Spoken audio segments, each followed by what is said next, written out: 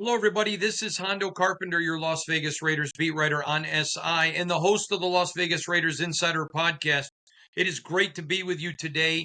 Obviously, it's late on Thursday. I apologize. I love to get the podcast up earlier, but there's been a lot going on. I want to obviously address the elephant in the room. Amari Cooper picks up the phone this morning, calls Pete Carroll and says, "Listen, I'm out. Can't do it. Can't do it." So, regardless of your opinion, he could have he made the 53 man. He could have gone through the motions and taken the money. So, if you're mad at Amari, I get it.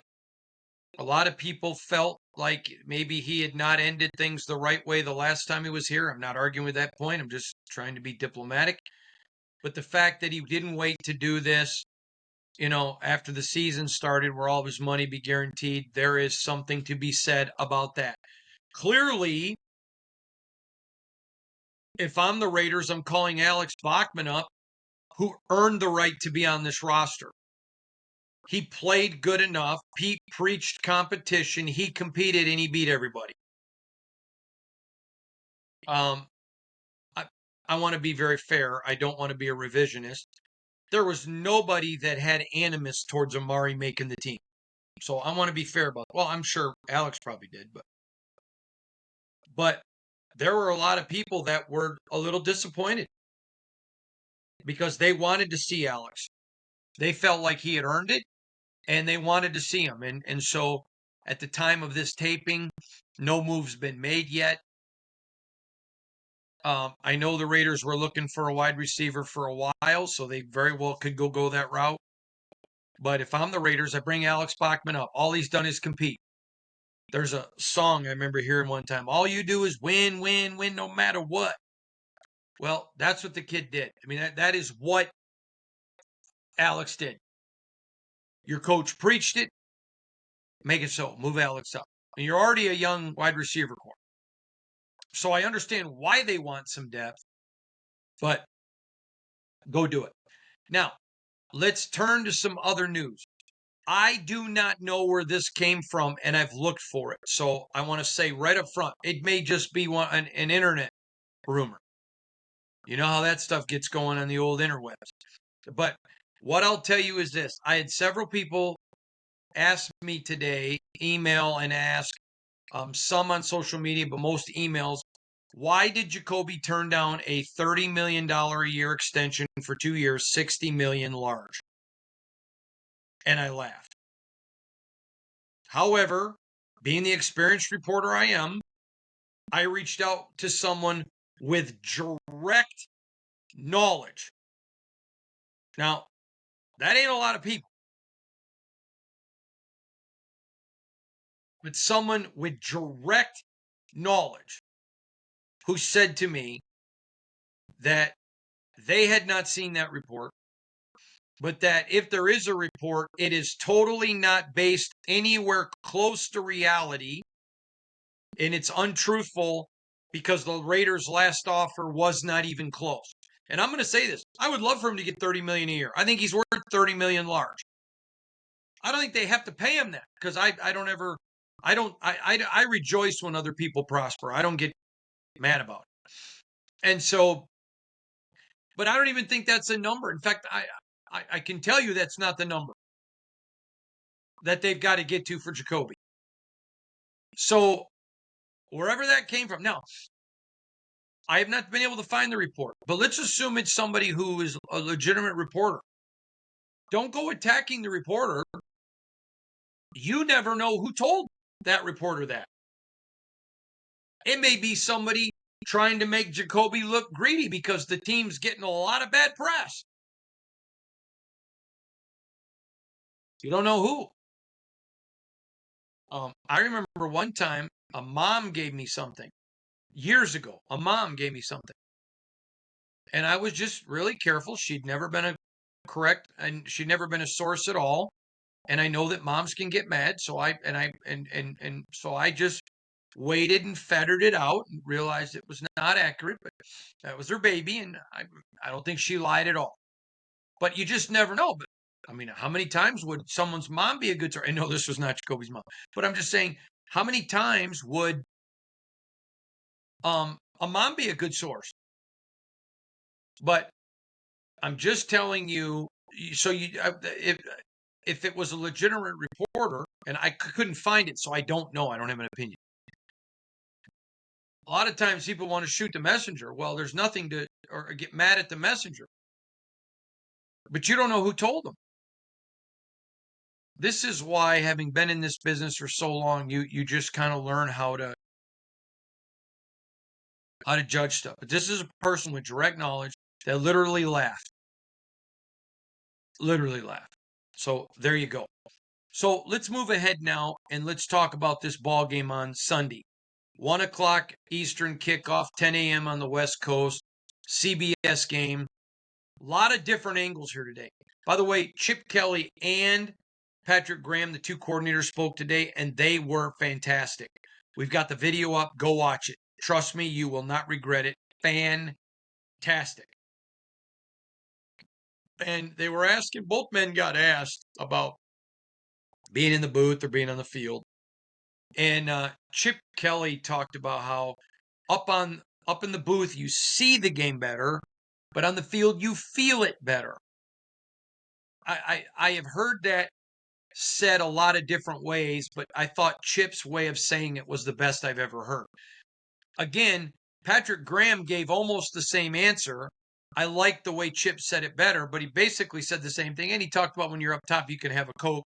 He tried to lie and say a Diet Coke, but then he's like, all right, I got to tell you the truth. It's just a regular Coke and a Snickers. But I know a coach who wanted his defensive coordinator down on the field because defense is the emotional part of the game. And he thought his defensive coach was very much an emotional leader and wanted him on the field for that fourth quarter stand. I know another coach that wanted his offensive coordinator on the field because he had a very young offense and felt like the offensive coordinator was a very calming influence. I know another coach who wanted both coordinators upstairs because he had been a coordinator and he liked being able to see the field. I know another coach that wanted both his coordinators on the field because he wanted them to be able to feel it. I know coordinators who played the game that want to be on the field because it reminds them when they played it, they feel it. There's no right way. Don't try to pigeonhole that. A lot of people want to pigeonhole and say, well, I want this, and I don't care what you want.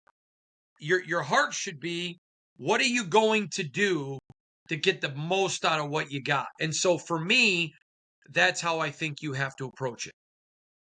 So let's talk a little bit about it. The front seven of the Patriots defense is the teeth of this defense, led by Spills. Robert Spillane, former Raider captain, should have been re-signed. Now, I have been bemoaning this for a long time. He needed to be re-signed since the last 6 weeks of the season. Okay?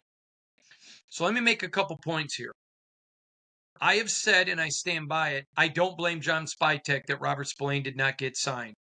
It is about lack of consistency in the franchise.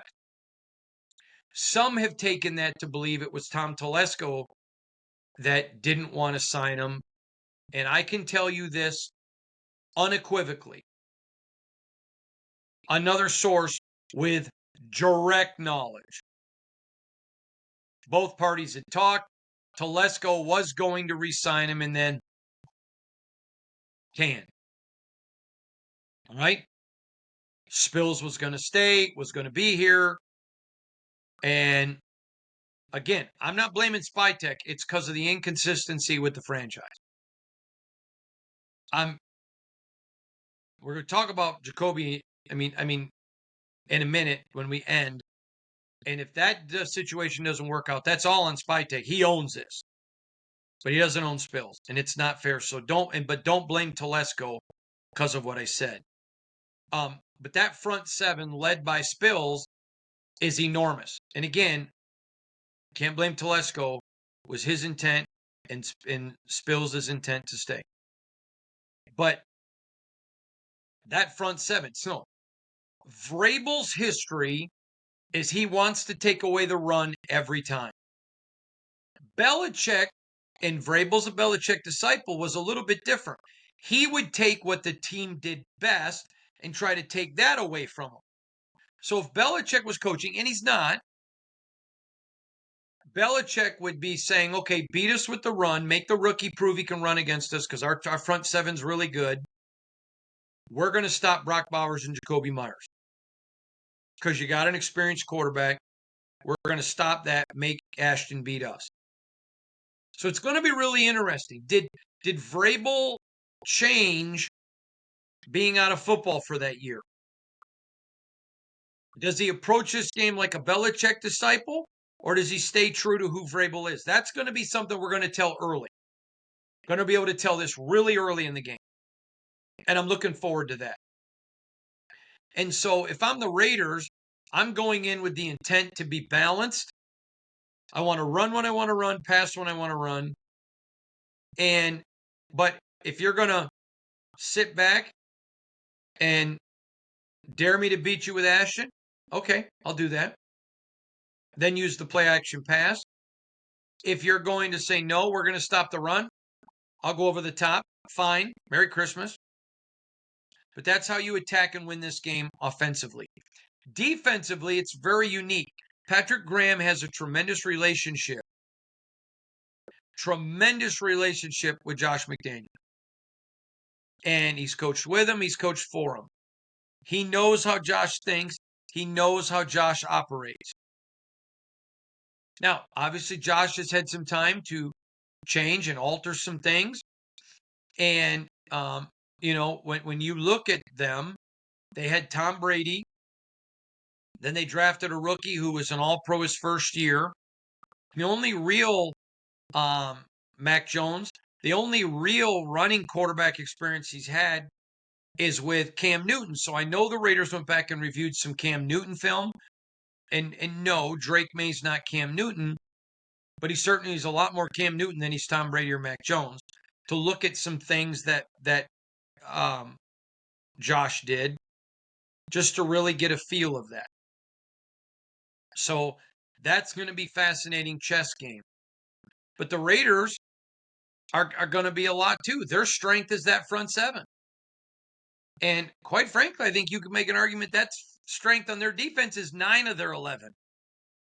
Chin and IPM are pretty darn good football players. So, the Raiders are going to say, okay, we're going to take an approach to what the Antonio Pierce-led New York G-Men did, beating Tom Brady and what many thought was the best team in football history in the Super Bowl. We're going to come at you with that front seven. And with that front four, and be able to drop 7 guys. Occasionally blitz somebody, but you're never going to know when. And if the Raiders are able to get pressure and move Drake May, now you're going to want to keep him in the pocket, but get some pressure to force him to throw quick. I think that helps them. If Drake May is back there running at will or sitting back there with no pressure and the Raiders have to blitz, this game's over. They're going to lose. But if the Raiders are able to keep him in the pocket, force him to hurry, I think that's a great recipe for a Raider win. So let me talk about this real quick.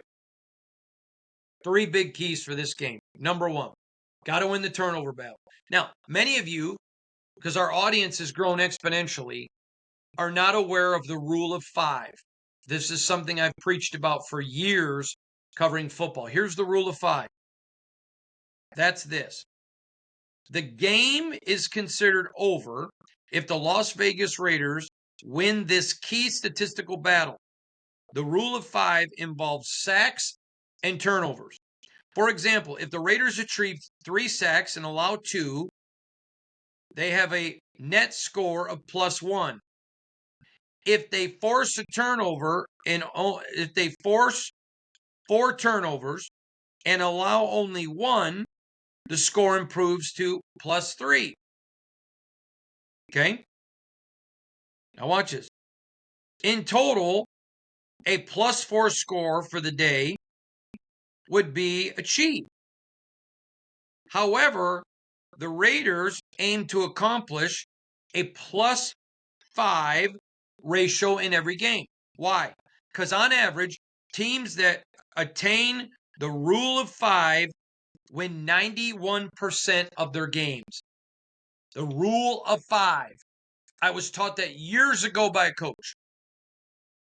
Years ago by a very successful coach who taught and preached the rule of 5. So it's not mine. I did not invent it. So number 1 is the rule of 5. And so the Raiders have got to win the battle of turnovers and win the rule of 5. Number 2, they've got to they can't get pigeonholed. They can't get in positions where the Patriots know they have to pass. That's why early in preseason, I made a big hootenanny when I think it was 3rd and 5 or 3rd and 7. They ran the ball against San Francisco and Ashton Jeanty got the first down.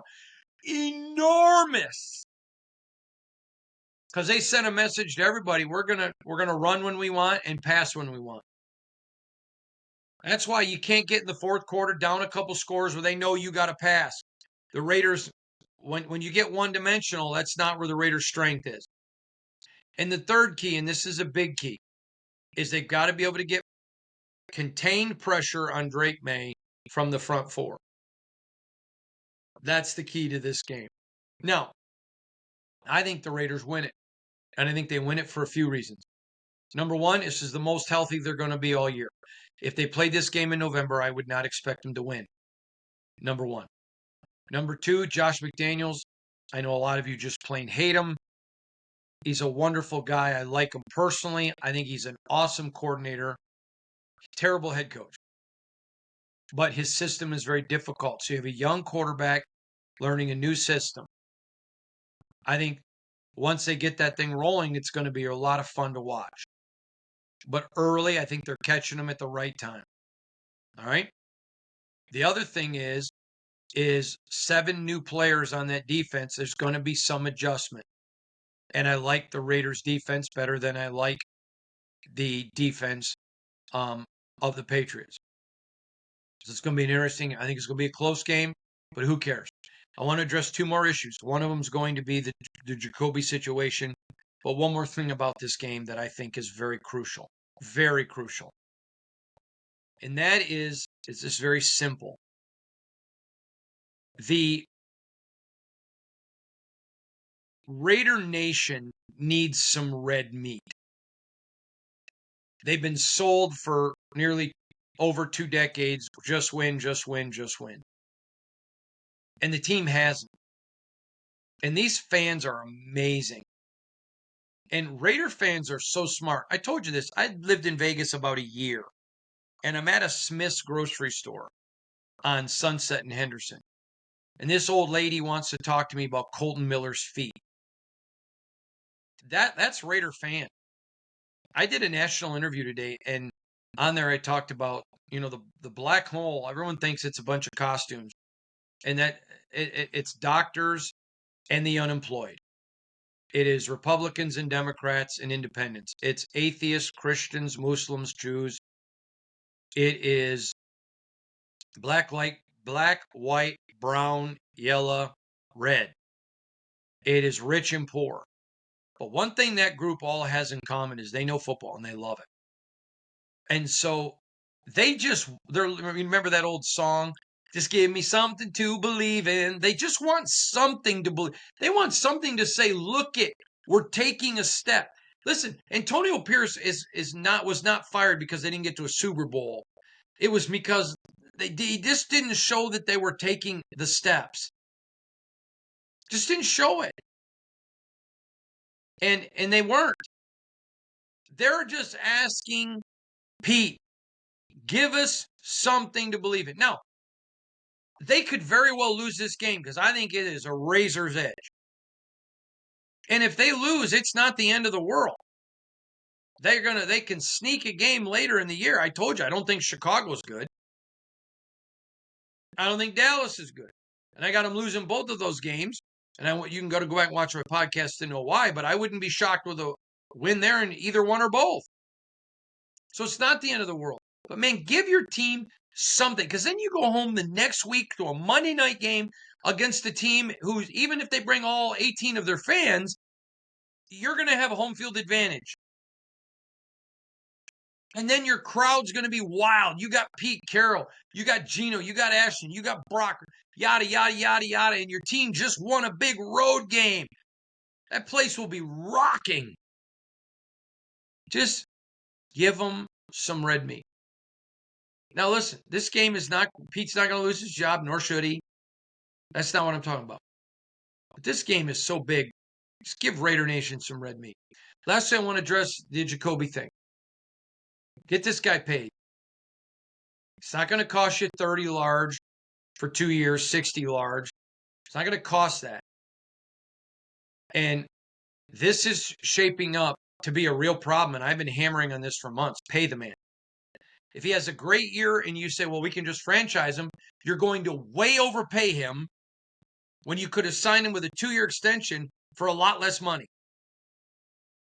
If you don't play him much because you want to really get a bunch of rookies and young players experience, then the value of your compensation pick goes down. And if you play them all out and let them walk at the end of 1 year, okay, so you get a 4th-round compensation piece. Okay. When you could have traded him for a heck of a lot better pick this year. The only way this works out from the Raiders, and God forbid, is if he gets hurt and then you let him walk. Because, well, he didn't have a good year. And obviously, he's part of your plans. You want him to have a big year. So you want that. He's not a drama. You know how, now listen, I talked with a source directly close, like I said earlier, that told me that report, which I couldn't find, was not based in reality. I am telling you as of Thursday night, I do not believe there's any intention on his part to hold out. Don't believe that at all. Could that change? Sure could. I don't anticipate it. You got a guy that wants to be here, Raider Nation. He's not out there saying, well, I'm going to test free agency and get all the money. No, he wants to be here. No diva, doesn't drop the football, great in the locker room. This literally is nonsensical. Pay the man, or you're going to overpay, or get less than his. Hey, if you said, you know what, we just think our young guys are going to be that good, and we don't need to pay a wide receiver 1, okay. I disagree with that, but okay, I could live with that. Then you trade them earlier in the offseason where you could have gotten a lot. There's value there. A lot more than a 4. And they could have traded him last year. But no. So again, if you don't think he's part of the long-term plan, then you got to let him go for value. You already know this team isn't a Super Bowl team, so you take your lumps. And you say to Raider fan, listen, we love Jakobi. Great guy, but he wasn't part of our long-term plans. So we traded him because we wanted to get value for him. You know what? Raider fan may think, oh, that sucks because we wanted to keep Jakobi. But Raider fan is smart, and Raider fan says, okay, great. Okay, don't agree, but I get it. Or, hey, we agree. Okay, let's go. Thinking about the future. Pay the man. Get it done. I can tell you right now, as of Thursday night, it is 4:59 Pacific time. Don't see him trade. I don't see him holding out. Could change. But talking to somebody who would know, that was not the plan. So there you go. There you go. All right, everybody. Thank you for joining me tonight. We'll see you all tomorrow. Don't forget, go watch that Patrick Graham and Chip Kelly. Going to have a lot of video over the weekend for you. A lot of video tomorrow. Just hang in there. It's going to be a good time. We'll see you all soon.